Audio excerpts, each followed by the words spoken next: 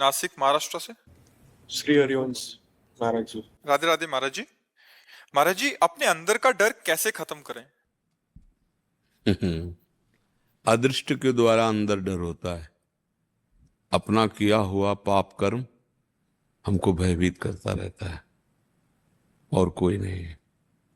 जब वही निष्पाप हो जाता है तो निर्भय सिंहवत हो जाता है। अपना किया हुआ पाप कर्म और कोई भयभीत नहीं कर सकता। इसके लिए हम कहते हैं कि बाहर के शत्रु को परास्त करने के लिए तो अस्त्र शस्त्र हैं, लेकिन आंतरिक शत्रु को परास्त करने के लिए अध्यात्म है। अगर अध्यात्म का विवेक प्राप्त नहीं तो आंतरिक शत्रु मार के गिरा देगा। अब हमारे द्वारा जो अधर्माचरण हो चुके हैं पूर्व में, पूर्व जन्म में या इस जन्म में, वो हमको भय देते रहते हैं। चिंता, शोक, भय, ओवर थिंकिंग, कल्पनात्मक, ये सब यही है। इसी में जीव परास्त हो जाता है। अब अगर वो संभल ना पाया तो ये धीरे धीरे फिर इतनी अशांति में कि उसको जीना मुश्किल हो जाता है। और उसे चाहे आप डिप्रेशन कह लीजिए या विक्षिप्तता कह लीजिए, सब कुछ होगा, रुपया भी होगा, व्यवस्था भी होगी, सब होगा, लेकिन आप अशांत होंगे। तो इसी को शांति प्रदान करने के लिए आपका चिंतन सही रहे, आपका दिमाग स्वस्थ रहे, इसके लिए भगवान की शरण और भगवान का नाम जप है। शरीर में पाप कर्मों के अनुसार रोग आना, परेशानियां आना, बाहरी परिस्थितियां बिगड़ जाना, ये तो भगवान जब अवतार लिए तब भी हुआ है। परिस्थितियां नहीं बिगड़ गई। सुबह राज तिलक होना है और 14 वर्ष का वनवास हो गया। कितनी बढ़िया परिस्थिति थी। पूरी अयोध्या आनंद में झूमने वाली थी कि राजा राम बनेंगे, और 14 वर्ष का वनवास हो जाता है। परिस्थिति एकदम उल्टा हो गई। तो परिस्थितियां बाहरी बिगड़ सकती हैं, आंतरिक परिस्थिति हमारी संभली रहे। भगवान राम को कोई फर्क नहीं पड़ा। वो मुस्कुरा के प्रणाम करके 14 वर्ष वनवास के लिए चल दिए। क्यों? वो भगवान ये दिखा रहे हैं कि यदि आंतरिक परिस्थिति ठीक है, आंतरिक हमारा विचार ठीक है, तो हम अभी इसको संभालिए। अभी अवसर है। नाम जप कीजिए। और आप वकालत का कार्य करते हैं, कभी किसी के गलत केस को सही करने के लिए आप अपनी वकालत का प्रयोग ना कीजिए। सही है, कम पैसा दे रहा है, चलेगा। गलत है, अधिक पैसा दे रहा है, नहीं चलेगा। क्योंकि अगर ऐसी गलती होगी तो ये रोग और बढ़ जाएगा। आप करोड़ों रुपया घर में कमा के रखेंगे, अशांति पैदा हो जाएगी, विघ्न पैदा हो जाएंगे आपके दिमाग में और पूरे घर में कलह शांति। अगर धर्म से चलेंगे तो ठीक है, लेकिन वकील होकर धर्म का चिंतन करे कोई बिरला ही होगा। क्योंकि पढ़ाई लिखाई की है तो इसी बात की है कि हमारे पास केस आवे, और अधिकतर धनी बनने के लिए केस जितना कोई गलत होगा उतने अधिक धन देगा।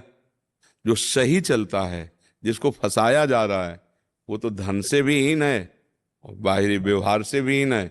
वो आपको ज्यादा धन नहीं दे पाएगा, लेकिन गिड़गिड़ा सकता है। तो इतना तो पता चल ही जाता होगा लगभग कि ये आदमी गलत है और ये आदमी सही है। क्योंकि भगवान ने बुद्धि दी है, और फिर वकालत तो बुद्धि प्रवीणता को ही कहते हैं। तो उसके देखने से, उसके बैठने से, उसकी चाल से, उसके कहने से पता चल जाता है कि आदमी गलत है, तभी इतना ऐसा हमें प्रलोभन दे रहा है। तो गलत का धन न ले, गलत का मुकदमा जिताने की कोशिश न करे। अगर नहीं पता चला, बीच में पता चल जाए, तो पैसा भी वापस कर देना चाहिए, छोड़ देना चाहिए।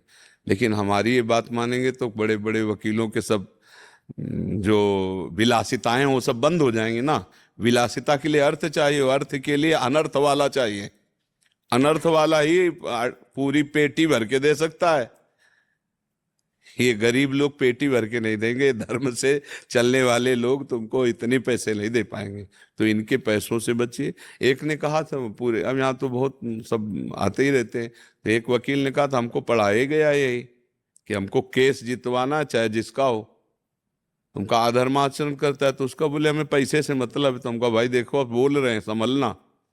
तुम्हारी अगर बहन के साथ बलात्कार किया हो और उसका पक्ष लेकर के आपको पैसा दिया जा रहा हो तो आप वकालत करोगे? रुक गए। हम कहा तुम्हारे भाई की हत्या करने वाला हो और उसका पक्ष लेकर आपको पैसा देकर वकील किया जाए, आप करोगे? आपको पता है कि मेरे भाई का हत्यारा है, तो आप कहोगे पैसा नहीं सोने से तौल दे तो भी मैं तुझे जहां तक हमारी वकालत काम करेगी फांसी पे चढ़ाऊंगा। ऐसे ही निर्दोष गरीब आदमी का पक्ष लेना चाहिए कि जैसे मेरी बहन मेरा भाई ऐसे उसका। पर ऐसा बहुत कम होता है, नहीं होता है। वो बेचारा 100 जगह भटकेगा, कहीं भी उसको ठौर नहीं मिलेगी। और पैसे में इतनी दम है, जा करके गड्डी सरका दीजिए और फिर बात कीजिए तो ठंडा के साथ आपसे बातचीत होगी। ठंडा पिलाओ इनको, फिर बातचीत होगी, क्यों नहीं?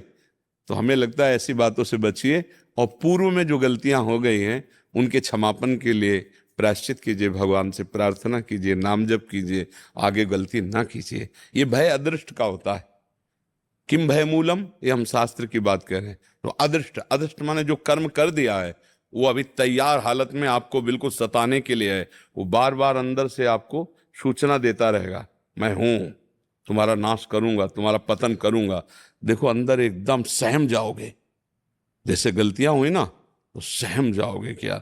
और अगर पूर्व का, इस जन्म से पूर्व का पाप है तो अचानक घबराहट पैदा हो जाएगी, आपको ढूंढने से पता नहीं चलेगा।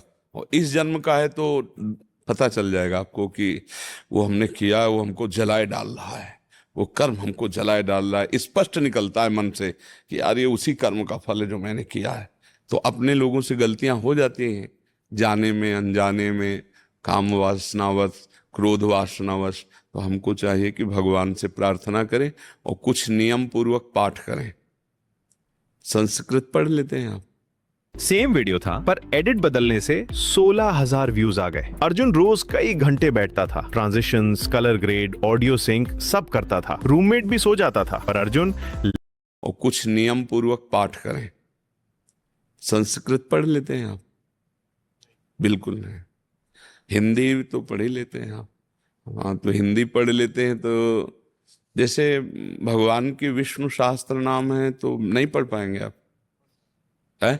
एक बार खरीद करके और आप अभ्यास कीजिए, विष्णु शास्त्र नाम का रोज एक बार पाठ, और श्रीमद् भागवत का एक अध्याय हिंदी से रोज, ज्यादा समय नहीं, और 10 मिनट कीर्तन, जो नाम प्रिय हो, राम, हरि, राधा, क्या नाम प्रिय है आप? हरि। तो बस हरिशरणम हरिशरणम हरिशरणम हरिशरणम, ये 10 मिनट कीर्तन कीजिएगा, ठीक है? और चलते फिरते उठते बैठते नाम जप करिएगा। दूसरों का सुख देने का भाव रखिएगा कि मैं दूसरों को सुख कैसे दे पाऊं। फिर कभी मिलिएगा तो बताइएगा अब कैसा है हालचाल आपका। पक्की औषधि है ये, रामबाण अचूक औषधि है। विष्णु शास्त्र नाम का नित्य पाठ, 1-2 अध्याय श्रीमद् भागवत का स्वाध्याय, 10 मिनट, इसीलिए 10 मिनट रखा है कि बहुत कार्य है। नाम संकीर्तन, और फिर दिन में एक बार किसी का परहित करने की सोचना, भाई कोई ऐसा कार्य तो मेरे द्वारा हो जिसमें मेरा कोई स्वार्थ न हो और मैं दूसरे के कार्य आ जाऊं, ऐसा कोई कार्य।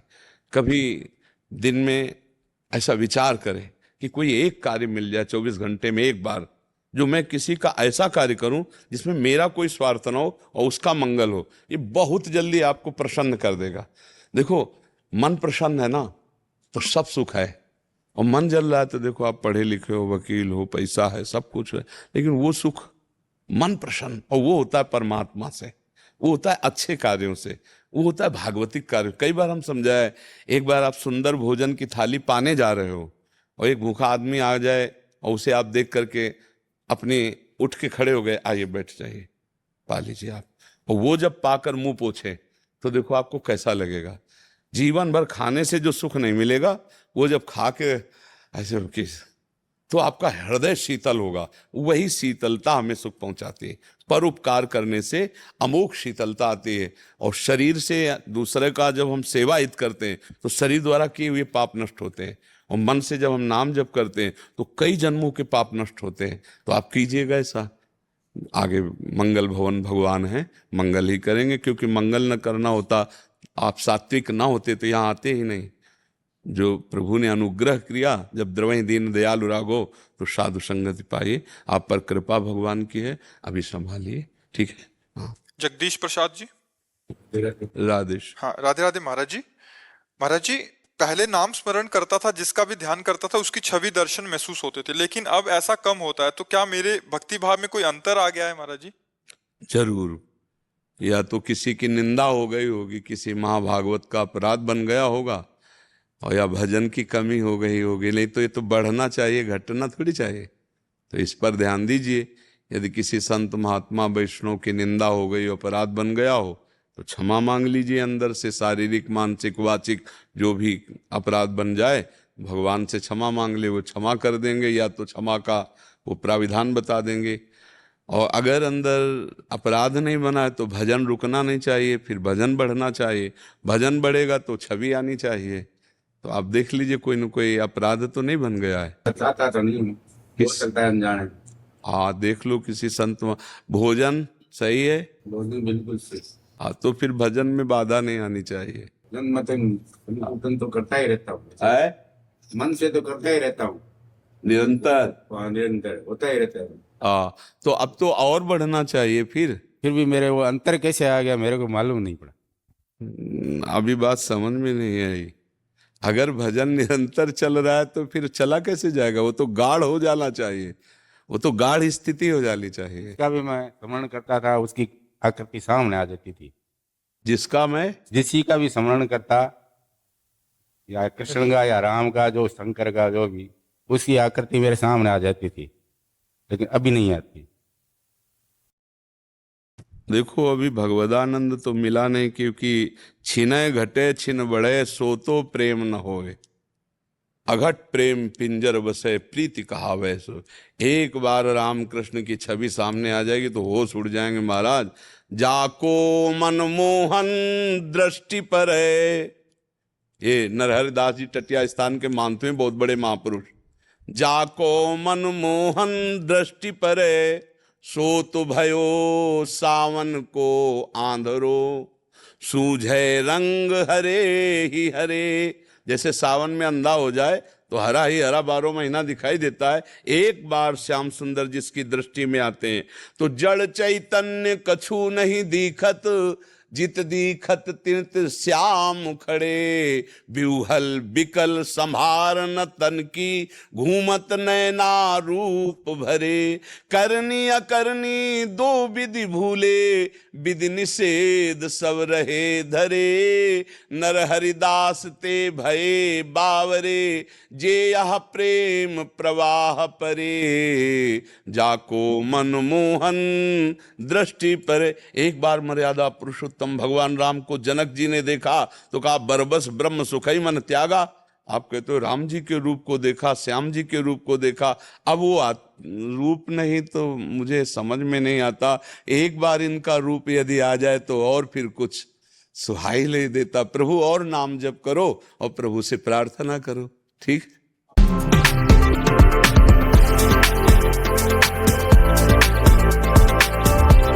नाम जप करो और प्रभु से प्रार्थना करो, ठीक। रश्मि जी कोलकाता से। राधा वल्लभ श्री हरिवंश। श्री हरिवंश महाराज जी। महाराज जी, मेरा प्रश्न है कि आपने कहा है कि हर घंटे का कर्म हमें समर्पण करना है, तो हमें कौन कौन से निषिद्ध कर्म समर्पित नहीं करने हैं? जो अंदर से आता है कि ये गलत है, वो मुझे करना ही नहीं, क्योंकि भगवत शरणागत हैं। अब आपको पता नहीं है कि गलत कर्म क्या होते हैं। जो शास्त्र विरुद्ध, धर्म विरुद्ध आचरण होते हैं वो हृदय में आ जाता है। क्यों सबके हृदय में नहीं आ जाता? मैं गलत करने जा रहा हूँ, ये गलत है। आता है नहीं सबके, पर बड़ी धीमी आवाज से आता। आप ना मानो तो फिर मानता है नहीं कोई, बिरला है। अगर उसकी मान ले तो फिर और गुरु है, वो अंदर बैठा गुरु है, सब कुछ समझा। जो भी आप गलत करना सोचेंगे तो आ जाएगा गलत है। एक अंदर जलन होगा गलत है, ना करो। लेकिन मन ने सुख मान रखा है, अरे इतना रुपया मिल जाएगा, या भोग सुख मिल जाएगा, या अमुक, वो फिर नहीं सुनता अंतर आवाज और वो पाप कर्म कर बैठता। जो धर्म विरुद्ध है, आत्मना प्रतिकूलानी परेशान न समाचरित। जो मेरी आत्मा को पसंद नहीं वो किसी के साथ हम व्यवहार ना करें। जैसे हमारी बहन के साथ कोई गलत देखना चाहे तो मुझे पसंद नहीं आएगा, तो हम किसी की बहन को गलत ना देखें। हमारे शरीर को कोई पीड़ा पहुंचाए तो हमें दुख होता है, तो हम किसी के शरीर को पीड़ा मत पहुंचाएं। हम कटुवचन नहीं सुनना चाहते तो हम किसी को कटुवचन ना सुनाएं। इस प्रकार से आत्मना प्रतिकूलानि परेशान समाचरित, और दूसरा सत्संग सुने, सत्शास्त्रों का स्वाध्याय करे, तो उससे पता चल जाता है कि ये धर्म है, ये अधर्म है। अधर्माचरण भगवान को समर्पित नहीं किए जाते। श्री कृष्ण अनुकूलेन प्रतिकूलस्य विसर्जनम, भगवान के प्रतिकूल कार्यों का त्याग कर दे। अब जैसे स्पष्ट में है कि हम भगवान को मांस मछली या पवित्र भोजन नहीं लगा सकते, तो हम भी नहीं खाएंगे। भगवान को गंदे पेय का भोग नहीं लगा सकते, हम भी नहीं पिएंगे। भगवान को ऐसे ही सच्चे कर्म प्रिय है, क्योंकि सत्य है वो, तो हम बुरा कर्म क्यों करेंगे? क्योंकि भगवान के भक्त हैं, भगवान के मार्ग। अगर कभी भूल से बुरा कर्म हो जाता है तो हम उसे समर्पित नहीं करते, क्षमा करवाते हैं, नष्ट करवाते हैं, भगवान से प्रार्थना करते हैं हमसे गलती हो गई, जीव हैं प्रभु, पूर्वाभ्यास वश हमसे गलती हो, वो हम समर्पित नहीं करेंगे। वो सरकारी बैंक है, जो समर्पित करोगे ब्याज सहित तो वापस मिलेगा। तो अगर पाप समर्पित करोगे तो बड़ा स्टॉक होकर के फिर भोगना पड़ेगा। इसलिए पाप नष्ट किए जाते हैं भगवान नाम कीर्तन से, भगवान से प्रार्थना से, और अशुभ कर्म नहीं किए जा सकते। जैसे अशुभ कर्म क्या है? तो सत्संग सुनो, शास्त्र स्वाध्याय करो और अपने अंदर की बात सुनो। दो बातें अंदर की होती है, एक मन के मौज की होती है, वो मस्त है, वो जो चाहता सोच लेता, और एक होती बुद्धि के विवेक की, नहीं गलत है, ये पाप है, नहीं। अंदर आएगा, अगर कोई कह दे हमें पता नहीं था, तो मूर्खता की बात करता है। अंदर सबके आता है ये गलत है, नहीं कर। छोटे बच्चे को भी आता है कि अगर हम टॉफी चोरी करने जा रहे हैं तो गलत है। एक बार वो सत्य सच्चिदानंद गुरु सबके हृदय में विराजमान है, अखंड मंडलाकारम व्याप्तमेन चराचरम। तो हम यदि उसकी बात माने, शास्त्र की बात माने, संतों की बात सुने, तो हमें पता चल जाएगा कि अधर्म है। अधर्म आचरण भगवान को समर्पित नहीं किए जाते। अधर्म आचरण भगवान के भक्त से होते भी नहीं है। यदि भूल चूक से कभी गलती हो जाती है तो भगवान से क्षमा याचना करता है, वो भगवान को समर्पित नहीं करता, वो भगवान के नाम कीर्तन से, भगवान के बल से उसे नष्ट कर देता है। समझ पा रहे हैं आप? विष्णु जी राजस्थान से। राधा वल्लभ श्री हरिवंश। राधा वल्लभ श्री हरिवंश महाराज जी। बाबा, बचपन में माता जी गुरु पूर्णिमा पर एक संत के पास लेकर गए, उन्होंने कान में मंत्र दे दिया। बाद में 16-17 वर्ष की आयु में माता जी ने पुष्टि मार्ग में ब्रह्म संबंध दिलवा दिया, मगर मेरी ज्यादा समझ नहीं होने के कारण दोनों ही गुरुओं से कभी बात नहीं हो पाई। मगर उनके दिए मंत्र को दिए गए समय पर जप जरूर करता हूँ। समझ आने पर 7-8 महीने पहले सीताराम ओंकारनाथ जी महाराज जी के एक शिष्य हैं, जिनसे दीक्षा और मंत्र लिया बाल गोपाल की प्रेरणा से। मगर अब संशय है कि तीनों में से किस मंत्र का जप करूं और किस एक मार्ग को अनुगमन करूं। हाँ, बाल्यावस्था की सब बातें हैं। अब होश में आ गए हो, अब ठिकाने में चलो। आपको क्या प्रिय है? कौन भगवान का नाम प्रिय है? अंदर की चाहत होती ना कि हमें राम राम कहना अच्छा लगता है, हमें राधा राधा कहना अच्छा लगता है, हमें कृष्ण कृष्ण कहना अच्छा लगता है। महाराज जी, नाम तो सभी अच्छे लगते हैं, लेकिन जपना तो एक, पहले गुरुओं ने नाम दिए वो भी अब लगता है कि उनको छोड़ू कैसे, क्या पता उन्हीं के बल पर आज ये नाम। नहीं, आपको जब 3 गुरुओं ने नाम अलग अलग दिए हैं, एक तो समस्या ये है कि ऐसे नहीं होता है। यहाँ की बनिया की दुकान में गए, वहाँ यूँ कर, स्वर्णकार के यहाँ गए, वहाँ वो ऐसे नहीं होता है। मतलब ये भगवत मार्ग है, कोई संसारिक व्यवहार वाली मार्ग तो है नहीं। एक बार गुरु का वरण होता, फिर आजीवन उसका निर्वाह किया जाता है। रस पद्धति के लिए आगे वो बढ़ना अलग बात होता है। वैसे 14 जगह दीक्षा ले ले, अब उनका मंत्र जपे कि उनका जपे कि उनका जपे, तो अपराध भी तो बनता है उनमें से ना, किसका छोड़े किसका जपे तो अब हम फाइनल में तुमसे पूछ रहे हैं कि तुम्हें प्रिय कौन सा नाम है, कौन सा मंत्र प्रिय है गुरुदेव का, किन गुरुदेव का? आप कहोगे सब प्रिय है, सब तो फिर ऐसे नहीं। मार्ग में फिर एक नाम, एक मंत्र, एक भाव में चला जाता है। सब मंत्र थोड़ी जप सकते हैं। एक प्रियता, बोलो किसकी प्रियता है? अगर तुमसे पूछा जाए फाइनल में कि तुम्हें प्रिय क्या है, तो क्या बोलोगे? राधा कृष्ण है? राधा कृष्ण। ये मंत्र प्राप्त है कि इनके नाम का मंत्र कहीं प्राप्त है तुम्हें? जब समझ आई तब सीताराम ओंकारनाथ जी महाराज जी के एक शिष्य से दीक्षा और मंत्र लिया, अभी वर्तमान में 7-8 महीने पहले लिया है। वो उस समय मेरी समझ नहीं थी। तो अब जो मंत्र बोलना मत, अब जो मंत्र लिया है अब उसे श्रद्धा पूर्वक खूब जपो पवित्र अवस्था में, और जब अपवित्र हो तो राधा कृष्ण जपो। ठीक है? अब बस खत्म सोचो, अब खत्म, पूरा अंदर से सब खत्म। सब एक ही गुरु हैं, वही परमात्मा सब में व्याप्त है। अभी जो आपने होश में आकर के लिया, अब उसको मंत्र को जपो और राधा कृष्ण नाम जप करो, अब कोई संशय मत रखना। लेकिन आप कंठी तिलक तो कुछ बांधे नहीं हो, नहीं कंठी तो है। तो बहुत गहराई में है नीचे। तिलक जी अभी लगा है, तिलक कभी गुरुजी ने आज्ञा नहीं दी लगाने। अरे फिर दीक्षा कैसे हुई? दीक्षा में तो साथ ही साथ होता है, कंठी, माला, तिलक, छाप, ये तो सब बिना तिलक के तो वैष्णव पद्धति में शुरुआत ही तिलक से होती है। रजादि तिलक संन्यास पद्धति में भी चाहे जल से ही करे या भाव से ही करे, त्रिपुण्य धारण करते हैं। अब जो एक परमहंसी स्थिति होती है उसमें कोई तिलक और देव भाव की सत्ता नहीं, तो तिलक की क्या सत्ता। पर वैष्णव मार्ग में तिलक की तो बिना तिलक रचना किए कोई भी अनुष्ठान नहीं किया जाता। यहाँ तो सबसे पहले स्नान करके रज लगा के पहले तिलक रचना की जाती है। अब जैसे हम सुबह आते हैं तो सूखी रज का तिलक लगा करके आते हैं, बिना तिलक रचना के। हमारे वैष्णव सिद्धांत में जब ये स्थिति आ जाए, लिखंति भुजमूल तो न खलु शंख चक्रादिकम विचित्र हरि मंदिरम न रचयंति भालस्थले लसत तुलसी मालिकाम दधति कंठ पीठे नवा गुरुर भजन विक्रमात्म हिते महाबुद्धया। बोले न तिलक रचना की सुधी, न कंठी बंधी हुई, न शरीर की सुधी।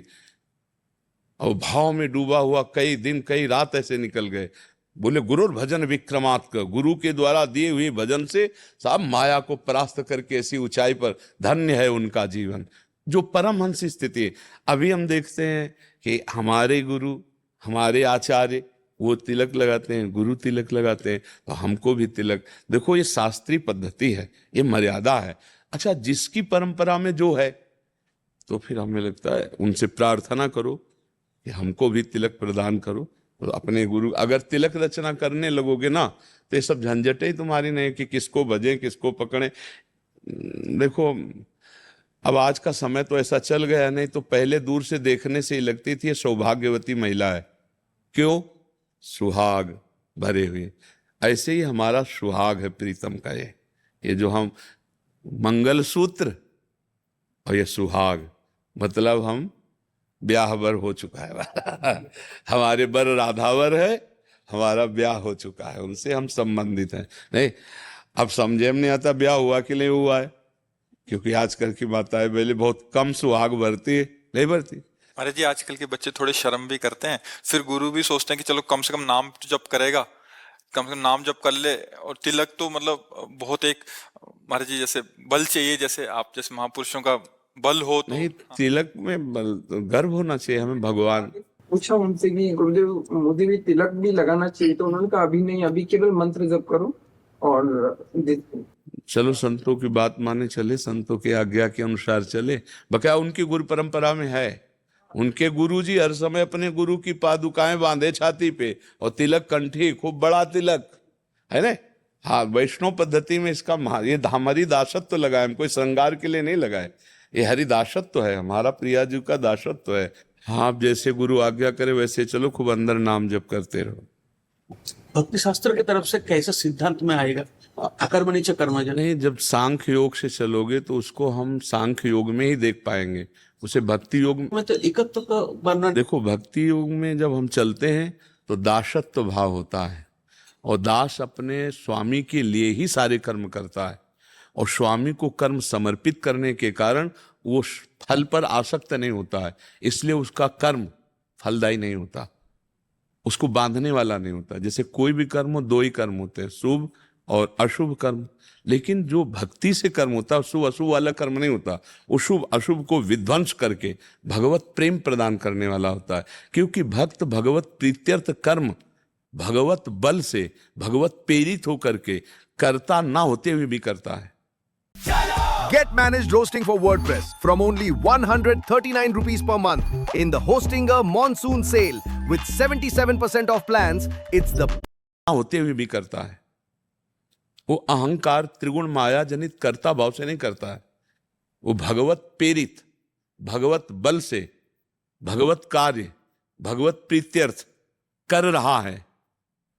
उसके हृदय से पूछो तो नहीं कर रहा है, हो रहा है। समझ, जो वास्तविक भक्त है, जो प्रारंभिक भक्त है तो अभी आपने सुना कर्म समर्पण, लेकिन जो ज्ञानी है वो अकर्मण स्थिति में भी कर्म देखता है।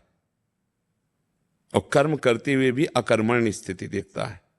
ये ज्ञानी की स्थिति है, क्योंकि क्रिया होती ही रहती है, स्व में क्रिया नहीं है। स्व को आप थोड़ा समझ पा रहे हैं? आत्मा में क्रिया नहीं है, आत्मा निष्क्रिय है। और तीनों शरीर, स्थूल, सूक्ष्म, कारण, कभी क्रिया रहित नहीं हो सकते। मूर्छा में भी क्रिया है। अगर मूर्छा में क्रिया ना होती तो कभी चेतना को जागृत होता ही नहीं। नींद में भी क्रिया हो रही है, क्योंकि नींद भी परिपक्व होती है। बोले यार कच्ची नींद से जगा दिया, मतलब अभी नींद की परिपक्व स्थिति नहीं आई थी, वो भी क्रियान्वित हो रही है। हमारी बात को समझ रहे हैं? मूर्छा में भी क्रिया होती, नींद में भी क्रिया होती, और समाधि में भी क्रिया होती। समाधि में डूबा हुआ जागृत अवस्था को प्राप्त होता है, अर्थात उसमें भी, समाधि में भी वो क्रिया चल रही है। निष्क्रिय अवस्था में भी क्रिया चल रही है, और अकर्मण्य में भी वो कर्म देख रहा है। समाधिस्थ महापुरुष भी समाधि में भी कर्म देख रहा है, क्योंकि समाधि किसकी हो रही है? स्वरूप तो नित्य आत्म स्वरूप है, वो जैसा था वैसे ही सम है। ये जो माना हुआ देहाभिमान था, इसका विस्मरण होना ही समाधि है। इसमें भी क्रिया हो रही है, क्योंकि बहिर्दशा को आएगा, वो अंतर्मुख से बहिर्दशा को आएगा। जागृत अवस्था होगी, बाह्य दशा होगी, चाहे जितना बड़ा कोई समाधिस्थ हो। संप्रज्ञात समाधि, असंप्रज्ञात समाधि, समझ रहे हमारी? हर समय स्वरूप स्थित होते हुए वो बाह्य दशा में आएगा। खाना पीना, नींद लेना, शौच होना, स्नान करना या ना करना, ये दोनों क्रियाएं करते हुए भी या ना करते हुए भी वो नहीं करता है, और नहीं करते हुए भी वो क्रिया हो रही है। इसलिए वो कर्म में अकर्मण्यता देखता है, और अकर्मण्य में कर्म देख रहा है। समाधिस्थ है तो भी क्रिया चल रही प्रकृति की, प्रकृति अपनी क्रिया कर रही, क्योंकि आत्मस्वरूप निष्क्रिय है। वहां न ध्यान है, न धारणा है, न समाधि है। वो जैसा था वैसे ही है, वैसे ही एक रस रहेगा। जो भूल गए थे हम, उसी में जितनी देर टिके उतनी ही समाधि मानी जाती है। और जब आप बाहर फिर आए तो विवेक द्वारा सावधानी पूर्वक बाहर की चेष्टाएं करते हुए भी वो मेरी चेष्टाएं नहीं हैं, प्रकृति की हैं। तो वो कर्म में अकर्म देख रहा है। और जब समाधि में आ रहा है तो उस समय भी क्रिया चल रही। बोले 6 घंटे समाधि के बाद समाधि का उत्थान हुआ, तो 6 घंटे निष्क्रिय नहीं रहा, वो क्रिया चलती रही अपनी। ये 6 घंटे सोया, बोले बहुत अच्छा सोया, तो आनंद में 6 घंटे जो मैं समाधिस्थ था उसमें भी क्रिया चल रही थी। वो अकर्मण्यता में कर्म को देखता है, कर्म में अकर्म को देखता है। स्वरूप बोध वाले महापुरुष की स्थिति होती है। भक्त भगवान के बल से भगवत प्रेरित, भगवत कार्य, भगवत प्रीत्यर्थ, तो वो अपने को करता नहीं देखता। भगवान के बल से भगवत प्रेरित, भगवत इच्छा। श्री जी की इच्छा से वृंदावन की परिक्रमा हो गई। किसके लिए? श्री जी के लिए। उसको कोई बांधने वाला कर्म नहीं रहता। आप समझ पा रहे इसे? इसमें कोई संशय लग रहा है? ये दोनों आम रहित होते हैं, भक्त भी और ज्ञानी भी। ज्ञानी अज्ञान जनित अविद्या का नाश करके अपने स्वरूप में स्थित होता है।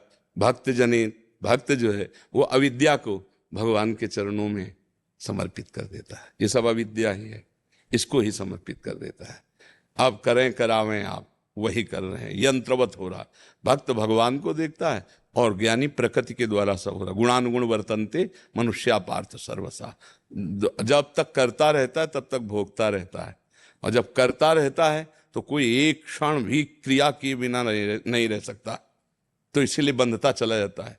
एक क्षण भी कोई क्रिया किए बिना नहीं रह सकता। देहाभिमानी, अब मान लो ऐसे बैठे हो, तो सूक्ष्म शरीर से क्रिया शुरू है ना। सूक्ष्म शरीर सो गया, और अगर थोड़ा भी संस्कार बचा रहा मन में तो स्वप्न चलने लगा, और अगर गाढ़ निद्रा में चला गया तो प्रकृति कार्य करने लगी। 1 घंटा, 2 घंटा, 3 घंटा, 4 घंटा, 5 घंटा, 6 घंटा बाद आहा मैं सो के जग गया। अगर ये क्रिया ना होती तो जगता कैसे? परिपक्व नींद की क्रिया हुई ना, तो क्रिया उसमें भी हो रही। जागृत स्थूल दे, व्यूज 200 पे अटके हैं, रील्स डाल रहे हो पर कोई देख नहीं रहा, इंस्टाग्राम तुम्हें अनदेखा कर रहा है, वजह पता है? स्थूल दे, सूक्ष्म दे स्वप्नावस्था, कारण दे निद्रावस्था। क्रियाएं तीनों अवस्थाओं में, तो कर्ता कौन है? अज्ञान। ज्ञानी, ज्ञानी देखता है अज्ञान, न मेरी नींद है, न मेरा स्वप्न है, न मेरा जागृत है। तीनों अवस्थाओं से और तीनों क्रियाओं से और तीनों गुणों से परे मेरा स्वरूप है, ये ज्ञानी। और भक्त उसे भगवान को देखता है, त्रिगुणातीत, त्रैलोक्य का स्वामी, संपूर्ण शासन करता, ईश्वरों का ईश्वर, मेरा भगवान मेरे हृदय में बैठकर बुलवा रहा है, चलवा रहा है, दिखवा रहा है, खवा रहा है, पिला रहा है। मैं नहीं, ये मैं को खो दिया, वो तू को खो दिया। वो मैं में स्थित हो गया, ये तू में स्थित हो गया। बचा एक ही इधर, और अपने बीच वाले मैं तू दोनों में स्थित है, इसी का नाम माया है। मैं और मोर तोरते माया जी बस किले जी लिखाया। धन्यवाद। बड़ा सूक्ष्म विषय है, हाँ बड़ा सूक्ष्म विषय। अध्यात्म का उत्तम पथिक ही इस विषय को प्रश्न कर सकता है और इस विषय को समझ सकता है। बहुत सावधानी पूर्वक चलते रहिए, बड़ी कृपा है आचार्यों की, गुरुजनों की। नेक्स्ट ईयर मेरे सन्यास अनुष्ठान। हाँ बिल्कुल चलो, और क्या, दौड़ के चलो। भगवत पार्षद हैं, बस अपने मार्ग को समझते रहना चाहिए कि हमारा जो मार्ग है उसमें मुझे जीवन में ये जो नहीं करना है उस पे कभी हाथ नहीं डालना चाहिए। बस तो लुढ़कते पुढ़कते हम अच्छे बन जाएंगे। इस मार्ग में सबसे ज्यादा घातक बात क्या है कि जो नहीं करना चाहिए उसमें मुझे हाथ नहीं डालना। हमारा सतमार्ग ढीला भी होगा तो चल जाएगा, लेकिन असत मार्ग का प्रवेश ना हो तो हम पक्के बन जाएंगे। कंचन, कामिनी, कीर्ति, ये तीन हमको गिरा न पावे। बस पड़े रहो, शुद्ध बुद्ध परमात्मा स्वरूप परमहंस हो, पड़े रहो, सब बात बन जाएगी। पर ये हमको न गिरा पावे, बस इतना गांठ बांध लो। अगर इतने में ढिलाई हो तो संन्यास ना लेना। अगर किसी माता बहन के रूप को देख करके, सांसारिक भोग देखकर मन ललचा जाता है तो फिर संन्यास लेकर घाटे में मत रहना। फिर गृहस्थ धर्म का, अगर ये है कि मर जाए जाऊं कदम नहीं रखूंगा, तो पड़े रहो तो शुद्ध बुद्ध परमहंस हो जाओगे।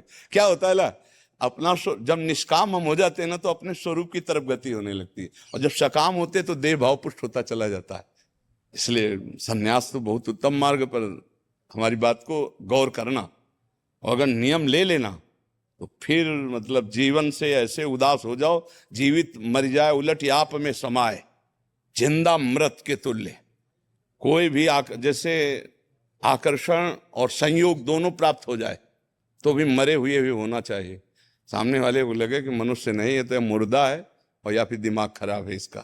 ठाकुर जी को एक बात है, सन्यास में जानते मोरा जी, बंगाली में कहते हैं जानते मोरा जी, इसका जीवन है लेकिन वो वही जीवित मर जाए उलट आप में सर। बिल्कुल। कृष्णा जीना जी उड़ीसा से। जय श्री राधे महाराज जी। महाराज जी, मेरा प्रश्न है कि आपके प्रवचनों से लाखों युवाओं का जीवन बदल रहा है, उनमें से एक मैं भी हूं। लेकिन अभी भी कुछ युवा ऐसे हैं जो ना सोशल मीडिया में रुचि रखते हैं, ना अपने कर्मों के फल के कारण वो वृंदावन आ पाते हैं। तो महाराज जी, मैं एक चीज जानना चाहता था कि आप वृंदावन के बाहर नहीं जा सकते क्या? महाराज जी आपको किसका प्रश्न है? हाँ भाई, पहली बात तो ये है कि हम क्षेत्र संन्यास लिए हो। क्षेत्र संन्यास को तो सोचते हो हम ब्रज 84 कोष में ही अंदर जा सकते हैं, इसके अलावा नहीं। प्राण निकल जाए, कुछ भी हो जाए, बाहर नहीं जा सकते। पहला तो ये नियम है। और दूसरी ये बात है कि जिसका कल्याण होना है, तो देखो मुझे तो पता नहीं ना, इसी कमरे में तो कितने लोग बैठे हैं और लाखों लोग, आप खुद कह रहे हो परिवर्तन हो रहा है। तो जब कोई प्यासा होता है और पानी मिल जाए तो पी लेता है। अब प्यास ना हो और घड़ा उसके ऊपर डाल दो तो भी नहीं, बात नहीं बनेगी। तो भैया सब संसार में अलग अलग प्यास है। कुछ ऐसे होते हैं जो भूले हुए हैं, कान में शब्द पड़ा जग गए, और कुछ ऐसे होते हैं जो जगे हुए सोने का नाटक कर रहे हैं, उनको जगाया नहीं जा सकता। उनको हम जाएं भी ना तो उनको नहीं समझ में आएगा। तो अब अगर ना परिवर्तन कोई अपना चाहे तो भगवान गए थे समझाने दुर्योधन को, संधि कर लो, आधा राज्य दे दो। बोले नहीं, बोले 5 गांव दे दो। बोले सुई की नोक भर नहीं देंगे, तो गर्दन तो कटेगी। फिर अब युद्ध हुआ कि नहीं हुआ?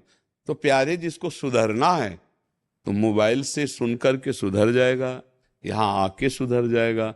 और जिसको नहीं सुधरना है तो फिर नहीं सुधरेगा, चाहे हम ही को ले चलो आप तो नहीं सुधरेगा, पक्का सो। और जिनको सुधरना है, तो जैसे आप कह रहे हो लाखों लोग सुधर गए, तो हम तो जानते नहीं ना, हम तो फेस टू फेस उपदेश तो कितने लोग बैठे हो, और इसको कई लाख लोग सुनते हैं। एकांतिक को सत्संग होता है जो 1.25 घंटा, उसे तो बहुत कम लोग सुनते हैं। एकांतिक ज्यादा सुनते हैं, कई लाख की संख्या में सुनते हैं। 24 घंटे में 3-3, 4-4 लाख, 4-5 लाख तो सुनते ही। हाँ, तो अब 5 लाख में अगर रुचि ना होती तो ये धार्मिक बातें क्यों सुनते। और बहुत परिवर्तन कह रहे हो आप हो रहा है, और हम भी सुनते हैं जब लोग आते हैं कहते हैं कि ज्यादा इसी एकांतिक में से छोटी छोटी रील्स निकलती हैं महाराज जी। तो आपने बहुत एक मेन पॉइंट बोला हो, उसे तो महाराज जी मतलब 40 लाख 50 लाख ऐसे लोग भी सुनते हैं 4 मिलियन। तो अब जो सुनते हैं तो कहीं ना कहीं रुचि तो है ही है, और अगर रुचि है ये तो उस रुचि को मिटाएगी ये। मांस खाना, शराब पीना, बेविचार करना, गंदे जैसे बच्चे ने कहा और आपने कहा, तो ऐसे लगभग बहुत लोगों के ऊपर भगवान की कृपा हो रही। तो घर बैठे जब कृपा हो रही ना, तो फिर ऐसे कभी सुना है सरोवर प्यासे के पास गया। जो लोग भी YouTube पे AI वाली वॉइस की वीडियो बनाते थे, उनका चैनल डिमोनेटाइज हो गया और आगे आप बना भी नहीं सकते। अब आप बोलोगे अरे सर अब बता रहे हो, अरे भाई साहब ये बातें मैं 1.5 महीने से चिल्ला रहा था। प्यासे के पास गया है वैसे प्रायः प्यासे सरोवर के पास आए। ले, ये वृंदावन प्रेम समुद्र है, और यहाँ आओगे तो बढ़िया धाम है। ठाकुर जी के भी दर्शन करोगे, तुम्हारा पाप भी नष्ट होगा और जीवन चरित्र भी। तो जो मोबाइल तो सबके पास है ही है, और अगर नहीं सुनते हैं, नहीं देखते हैं, अब भगवान देखो है ना, तो भगवान ने 3 प्रकार की सृष्टि की, सतोगुणी सृष्टि, रजोगुणी सृष्टि और तामसिक।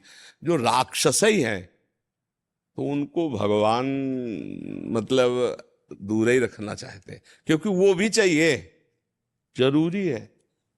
सब भगत बन जाए पूरी सृष्टि, ऐसा असंभव है, और सब राक्षस हो जाए ऐसा भी असंभव है, नहीं हो सकता।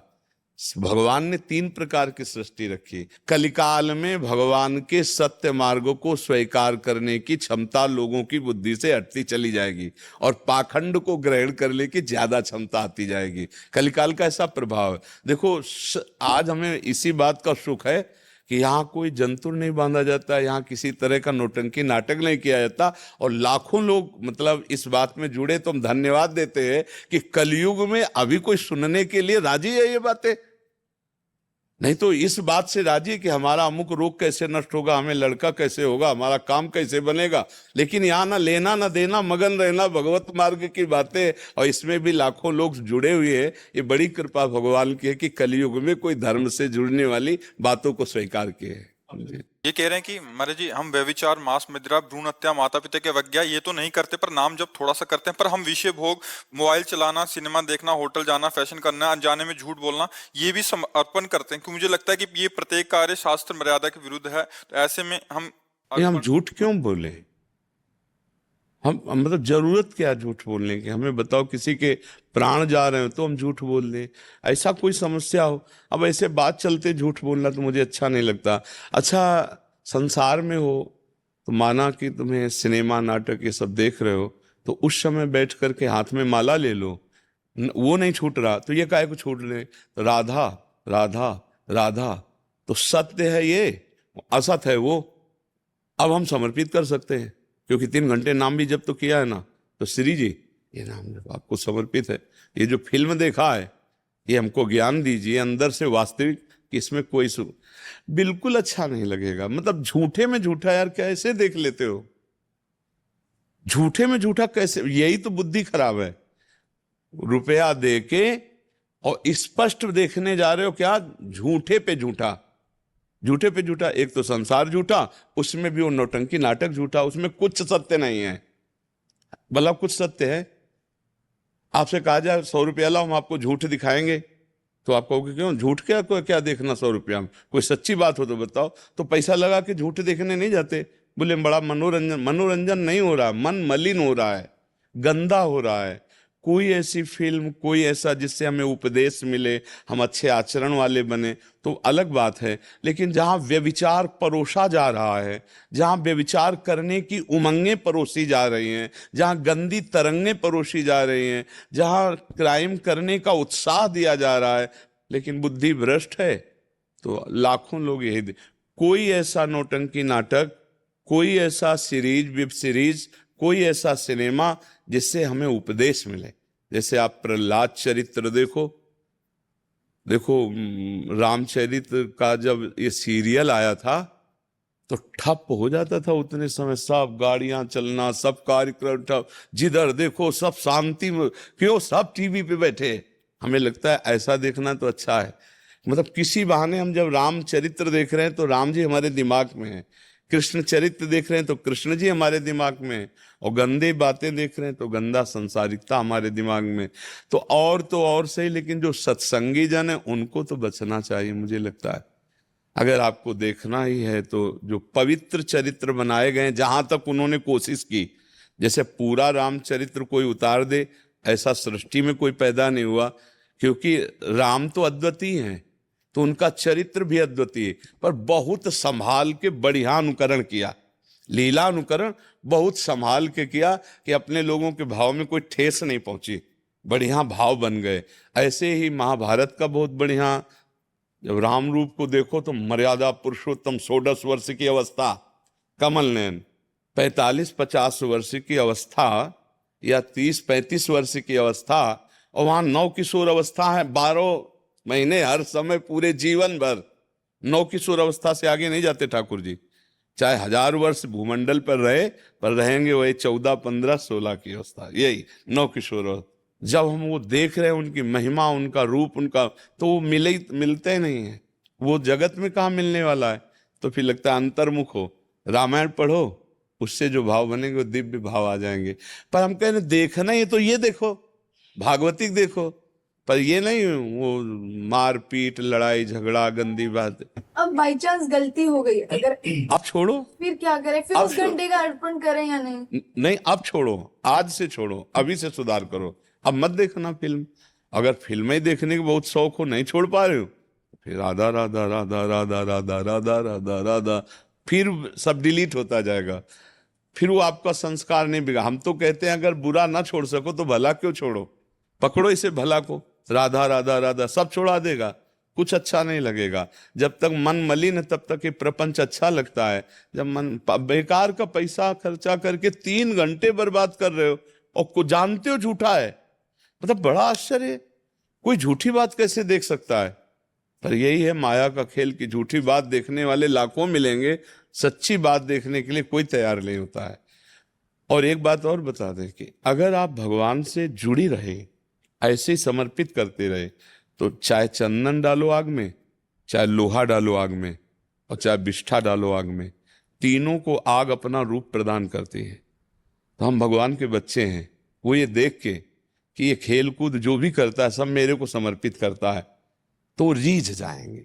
समर्पण का मतलब होता है भगवान ये देखना कि जैसे सुबह से शाम तक आपने जो किया, अपने पिता के आगे आके हाजिरी लगा दी, 50 रुपए की आइसक्रीम खाई, इतने की ये की, 50 रुपए की आइसक्रीम, ओ गर्मी का समय चल रहा है, इसके बाद ये शरबत पियाई, वो इस बात से खुशी रहेगा। खर्चा करता है, थोड़ी उद्दंडता भी करता है, थोड़ा अच्छे काम किए हैं, थोड़ी उद्दंडता भी की, पर वो हमारे सामने पूरी पेशगी रखता है। ऐसे ही हम बुरे भले जो भी जैसे हैं, पूरा बेपर्द ठाकुर जी के सामने है, कृष्णार्पणम मस्तु, तो वो हम पर कृपा ही करेंगे। वो हमको डांटेंगे तो भी हम पर कृपा है, ऐसा गंदा काम करना चाहिए, तो ये तब वो कहेंगे जब समर्पित करोगे। क्या कूड़ा करकट, महाराज हमारी बुद्धि ठीक कर दो, तो अच्छे काम करो जो आपको पसंद हो। इसलिए हम कोई मनमानी नहीं करें। यत करोश भगवान ने कहा, यत करोश शब्द में ये नहीं लिखा कि ये करो, उन यत करोश माने जो भी कर रहे हो वो मेरे को समर्पित कर दो, मतलब अपने पिता के सामने हाजिरी लगानी और पूरी लगानी। अब थोड़ा डरना यह है कि कितनी बात की हाजिरी आप सत्यता पूर्वक लगा सकते हो, उतने ही कार्य करना, नहीं पिता के सामने हाजिरी लगानी है। बस ये डर बना रहे कि यार ये कर्म तो हम भगवान के सामने कैसे पेश कर सकते हैं, और अगर वो कर्म पेश नहीं किया तो त्रुटि हो जाएगी समर्पण में, क्योंकि हमारा हर कर्म समर्पित होना है। तो हमें डरना चाहिए, कोई गंदा कर्म ना करें, अगर हो जाए तो फिर डांट खाने की तैयारी रखनी चाहिए कि प्रभु के सामने जाए, कान पकड़े और नेत्र झुकाए, प्रभु गलती हो गई, कर्म तो ये है ही है आपके सामने, पर नाथ मुझे ऐसी बुद्धि दो कि मैं आपके विपरीत कोई कर्म ना करूं। हे प्रभु मुझे बल दो कि मैं आपके विपरीत कोई अनुष्ठान कोई कर्म करके आपको समर्पित ना करूं। पर नाथ मैंने नियम ले रखा है कि बुरा या भला जो कुछ अब आपसे ही है। पार हो जाओगे, पक्की बात वाले, ये भी बात समझ लो। वो सुधार कर दे। बहुत बड़े माता पिता हैं, वो बहुत करुणा सिंधु हैं, पर थोड़ा तो हम ध्यान रखें कि हमारे द्वारा ऐसी कोई गलती न हो जिससे हम अपने स्वामी के सामने अपने प्रभु के सामने जाकर नेत्र न मिला सकें, है नहीं। हम जीवन भर एक ही बात से डरे हैं कि कभी ऐसी कोई गलती न हो जाए जिससे हमारी वजह से हमारे गुरु जी को नेत्र झुकाने पड़े। बस हमारे को जिन्होंने अपना माना ऐसी कभी गलती न हो जाए कि उनके पास ये शब्द पहुंचे, ये देखो ऐसा, तो उनको ऐसा झुकाना पड़े, ऐसा कभी जीवन में न हो। ग्रीवा झुकानी पड़े, ऐसा प्रभु कभी कोई कर्म न बन जाए। जब तक श्वासें हैं कहीं कोई ऐसी त्रुटि न हो जाए, कोई ऐसी गलती न हो जाए जो धर्म के विरुद्ध है। देखो हमारी सत श्रद्धा से लाखों की सत श्रद्धा है, हमारी एक गलती से लाखों लोगों की श्रद्धा का नाश हो जाएगा। इससे बड़ा पाप सृष्टि में कोई नहीं होगा। मतलब हमने पाप किया, हम भोगा, लेकिन हमारी पाप की वजह से करोड़ों लोगों का मन भगवान से हट जाए, श्रद्धा से हट जाए, इतना बड़ा पाप हो जाएगा। इसीलिए एक बात से डरते कि ऐसा कोई कर्म ना हो जाए जो भगवत विरुद्ध हो, जो शास्त्र विरुद्ध हो। वही जब आप धारण करोगे, यही बात, डरते रहोगे तो पाप नहीं बनेगा। डरने वाले से पाप नहीं होता। ये नहीं भाई मैं ऐसा नहीं कर सकता, मैं वैष्णव हूँ, मैं गुरु बनाए हूँ, मैं संत के पास जाता हूँ, मैं ऐसा नहीं कर सकता। जिसको डर नहीं है, न समाज का डर, न कानून का डर, न भगवान का डर, फिर उससे बड़े पाप हो जाते हैं। डरने वाला धीरे धीरे बचने लगता है। तो अच्छा है डरो और ऐसे कर्म ना करो, और जो कर्म करो वो भगवान के सामने पेश करो। अगर गलत भी हो जाए तो भी ऐसे पेश करो, गलती पड़ गई, अपने घर के ठाकुर जी के सामने गलती पड़ गई, प्रभु क्षमा कर दो। आगे से आपके बल से कोशिश करेंगे कि ना हो ये गलती। अगर फिर भी हो जाती तो फिर भी हम आपसे ही गिड़गिड़ाएंगे, आप ही क्षमा करो, आप ही हमें सुधार दो। तो भगवान हमें बल देंगे और हम बच जाएंगे। विजेंद्र कुमार जी बिहार से। राधा वल्लभ श्री हरिवंश महाराज जी, आपके चरणों में कोटि कोटि दंडवत प्रणाम। गुरुदेव, मैंने पूर्व में बहुत पाप कर्म किए हैं। जीव के स्वाद के लिए छोटे छोटे जीवों को मारकर खाया है। काम के वशीभूत होकर ना जाने कितने ही पाप आचरण बन गए। अब उनकी याद से हमारा रूह काम जाता है। गुरुदेव, आपकी कृपा से ही हम ये जान पाए कि हमने इतने बड़े पाप कर डाले। अब आपकी कृपा से सारे गलत आचरण छूट गए हैं। हमें आपकी कृपा से वृंदावन आने को भी मिला है, श्री जी का नाम मिला है। अब हम से कोई गलत आचरण ना हो, हम श्री जी से अनन्य हो, प्रेम उपासना में आगे कैसे बढ़े, इसकी इच्छा है महाराज जी कि श्री जी की प्राप्ति करनी है। नाम जब अधिक से अधिक करो। पढ़े हो कुछ तो श्रीमद् भागवत पुराण, गीता, श्रीमद् भागवत पुराण, ये 2 ग्रंथ घर में अभी रखो। रोज प्रणाम करके 5 श्लोकों का अर्थ गीता जी का और 1 अध्याय 2 अध्याय भागवत जी का हिंदी से, वो भाव से पढ़ के समझो कि कह क्या रहे हैं। पाठ नहीं सुनाना है हमें, कोई फल फूल की बात नहीं, हमें समझना है कि शास्त्र कह क्या रहे हैं। और चतुरासी जी के 12 पद रोज पढ़ लो, और बिना भोग लगाए ठाकुर जी का भोजन न पाओ। और जो गंदे काम जानते हो अब पुनः गलती ना होने पावे, सावधान रहो। और आधा घंटे नाम कीर्तन करो घर में, जो नाम श्री जी ने दिया है, राधा राधा राधा, जय जय राधा वल्लभ श्री हरिवंश, श्री वृंदावन श्री वंचन। आधा घंटा नाम कीर्तन करो, इसी से जीवन मंगलमय हो जाएगा। महाभागवत भगवान के जो जन हैं वो यही आचरण करते हैं। और पूर्व में जो हमसे गलतियां हुई, तो आज सत्संग सुन रहे थे, जैसे पहाड़ को चूर करने के लिए वज्र प्रहार हो जाए तो सब चकनाचूर हो जाता है, ऐसे नाम वज्र है और पाप के पहाड़ जमाओ तो सब भस्म हो जाएंगे। नाम संकीर्तनम यस्य सर्व पाप प्रणाशनम, सर्व पापों का नाश करने के लिए।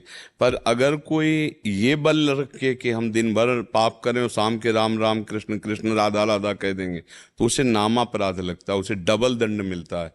क्योंकि ये चीज बचाव पक्ष के लिए है।